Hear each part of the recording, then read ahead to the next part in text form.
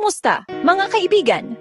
Ngayon, pag-uusapan natin ang isang napakakaraniwan at mahalagang problema sa kalusugan, ang appendicitis. Maraming tao ang nakarinig na nito, at ang ilan ay maaring may kakilala pa nga na naoperahan dahil dito. Simulan natin sa pag-unawa sa isang maliit na bahagi ng ating katawan na tinatawag na appendix. Ang appendix ay isang maliit, parang daliri na supot na nakakabit sa ating malaking bituka. Ito ay matatagpuan sa ibabang kanang bahagi ng iyong tiyan. Sa loob ng mahabang panahon, inakala ng mga doktor na walang tunay na silbi ang appendix. Ngunit ang ilang kamakailang pag-aaral ay nagpapahiwatig na maaari itong gumanap ng maliit na papel sa ating immune system. Gayunpaman, maaari tayong mabuhay ng perpekto, malusog kahit wala ito. Ngayon, pag-usapan natin kung ano ang appendicitis. Ang salitang itis sa dulo ng isang medical na termino ay karaniwang nangangahulugang pamamaga o pamamaga. Sa makatuwid, ang appendicitis ay nangangahulugang lamang ng pamamaga ng appendix. Ang kondisyong ito ay nangyayari kapag ang appendix ay namaga, namula, at napunang na isang makapal na likido na naglalaman ng mga patay na selula bacteria tissue. Ito ay itinuturing na isang medical na emergency dahil kung hindi ito gamutin ng mabilis, ang appendix ay maaring pumutok o sumabog. Ito ay isang napakaseryoso at nakamamatay na sitwasyon. Kaya ang pag-alam sa mga palatandaan ay lubhang mahalaga para sa lahat, mula sa mga bata hanggang sa mga matatanda.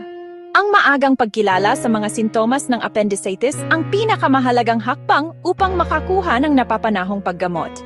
Ang pinakakaraniwan at kilalang sintomas ay ang sakit sa tiyan. Madalas itong nagsisimula bilang isang mahinang sakit sa paligid ng iyong pusod o tiyan. Maari mo itong ipagkamali sa simpleng pananakit ng tiyan o hindi pagkatunaw ng pagkain sa una.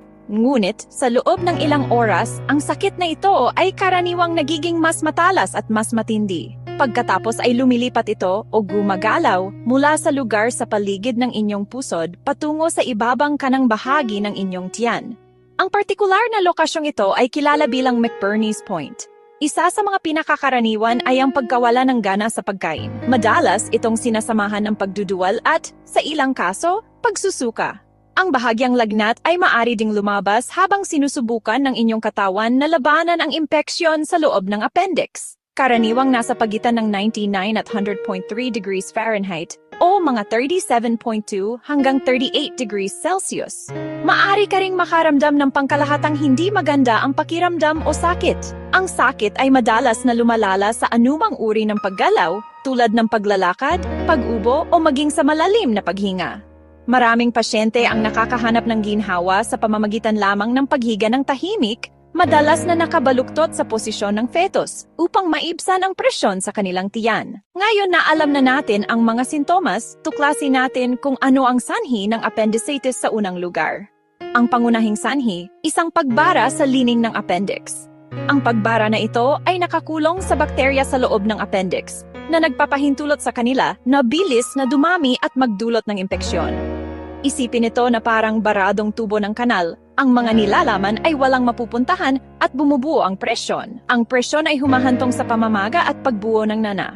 Ang presyon ang nagdudulot ng matinding sakit at maaring magdulot ng pagkaputok. Kaya ano ang sanhi ng pagbara na ito? Fecalith, tumigas na piraso ng dumi na naiipit sa butas ng appendix. Pamamaga ng lymphoid tissue, lumalaki dahil sa impeksyon sa ibang bahagi ng katawan, gaya ng GI viral infection. Kapag namaga, pwedeng barahan ang butas ng appendix. Mas bihirang sanhi, mga bulat sa bituka, iba pang mga parasito, matinding pinsala sa tiyan, mga banyagang bagay na nalunok tumor, benign o cancerous. Mas madalas sa matatanda. Sa maraming kaso, hindi natutukoy ang eksaktong sanhi, pero pareho ang resulta. Isang barado na mamagang appendix. Hindi nakakahawa, hindi mo ito makukuha mula sa ibang tao. Ito ay mechanical at biological na proseso sa loob ng inyong sariling katawan. Kapag nasuri ang isang tao na may appendicitis, halos palaging agarang operasyon ang paggamot upang alisin ang appendix. Ang surgical procedure na ito ay tinatawag na appendectomy. Walang gamot na makapagpagaling sa appendicitis at ang pagsubok na hintayin itong gumaling sa bahay ay lubhang mapanganib. Ang layunin ng operasyon ay alisin ang namamagang appendix bago pa ito pumutok. Ang isang pumutok na appendix ay maaaring magkalat ng mga nakakahawang nilalaman sa abdominal cavity na humahantong sa peritonitis, isang malawakang impeksyon na maaaring nakamamatay kung hindi agad gamutin. Mayroong dalawang pangunahing uri ng operasyon para sa appendectomy. Una, tradisyonal na open surgery. Isang mas malaking hiwa sa ibabang kanang bahagi ng tiyan. Karaniwang 2 hanggang 4 na pulgada ang haba. Siruhano hahanapin ang appendix, tatalian, at aalisin. Pangalawa, laparoscopic surgery. Mas karaniwan ngayon. Isa itong minimally invasive na pamamaraan. Ilang napakaliit na hiwa sa tiyan, karaniwang 3. Isang laparoscope, manipis na tubo na may camera ang ipinapasok. Makikita ng siruhano ang appendix sa monitor. Ang laparoscopic surgery ay karaniwang nagreresulta sa mas kaunting sakit, mas maikling pananatili sa ospital, mas mabilis na paggaling kumpara sa open surgery. Pagkalipat ng appendix, permanenteng nalutas ang problema. Maraming tao ang nagtatanong, Doktor, may paraan ba para maiwasan ang appendicitis? Sa kasamaang palad, walang garantisadong paraan para maiwasan ito. Ang mga sanhi ay maaring magkakaiba at minsan ay random. Ngunit may mga hakbang na makakatulong bawasan ang panganib. Isa sa pinaka-inirekomenda, dieta na mataas sa fiber. Prutas, gulay, whole grains, beans, legumes. Fiber, panatilihing regular ang pagdumi. Fiber, tumutulong gawing malambot ang dumi. Nakakatulong maiwasan ang pagtitibi. At ang pagbuo ng matigas na dumi, fecalates. Uminom ng maraming tubig. Tubig plus fiber mas malusog na digestive tract. Kahit mabuting gawi, tandaan, may mga kaso pa ring nagkakaroon ng appendicitis. Pinakamahalaga, alamin kung kailan humingi ang agarang medical na tulong. Huwag magpatumpik-tumpik. Kung ikaw ang mahal sa buhay, lalo na bata, ay may sakit sa tiyan na tugma sa appendicitis, pumunta agad sa emergency room.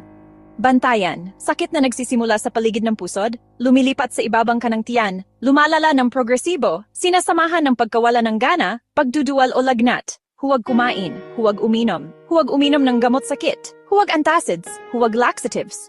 Tandaan, critical ang oras. Appendicitis, maaring umunlad sa 24 to 48 na oras. Pagkatiwalaan ang inyong pakiramdam, mangyaring alagaan ang inyong kalusugan. Thank you for watching and don't forget to like, comment, and subscribe.